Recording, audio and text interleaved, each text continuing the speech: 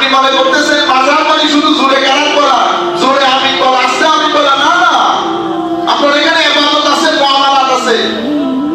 ইবাদত এবং মুআমালাত। আপনি ইবাদত নামাজ রোজা হজ যাকাত তো আছে, মুআমালাতের মধ্যে কি কি আছে? মুআমালাতের মধ্যে ব্যবসা আছে।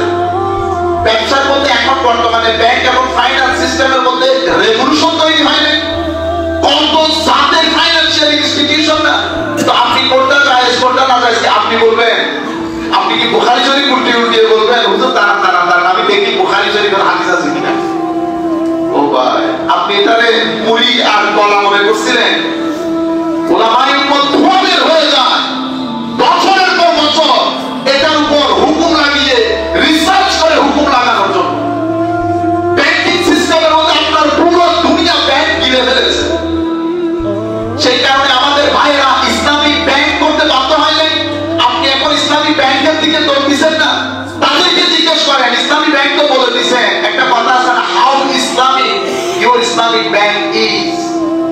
আপনার ইসলামিক ব্যাংক কতটুকু ইসলামিক, এটাও গবেষণা হচ্ছে না। এটা বিশাল বড় ভূখণ্ড। আপনি মনে করছেন শুধু আমিন জোরে বলা, আস্তে বলা। আল্লাহর ওয়াস্তে দ্বীনকে উপহাস করা থেকে বাঁচান।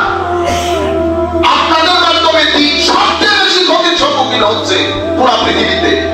আপনাদের কারণে পুরো পৃথিবীর মসজিদের মধ্যে 80% মসজিদে ওয়েস্টার্ন কান্ট্রিতে পুলিশরা জুতা পায়ে মসজিদে মোড়াইতে বাধ্য হয়েছে আপনাদের কারণে।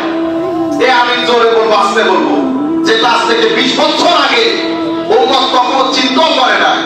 উম্মতের 80% মসজিদের মধ্যে আপনারা পুলিশ ঢুকিয়েছেন। আপনারা কি করেছেন? পুলিশ ঢুকিয়েছেন। এবং আপনি যদি আমাকে বলেন, আমি বলবো 550 বছর ইতিহাসে উম্মত এবং মসজিদকে যেই পরিমাণ ডিস্টার্ব আপনারা করেছেন, 1200 বছরের ইতিহাসে কোনো খারেজি উম্মতকে এত ধ্বংস করতে পারে না। আমিও দেখবো আপনাদের মৃত্যু।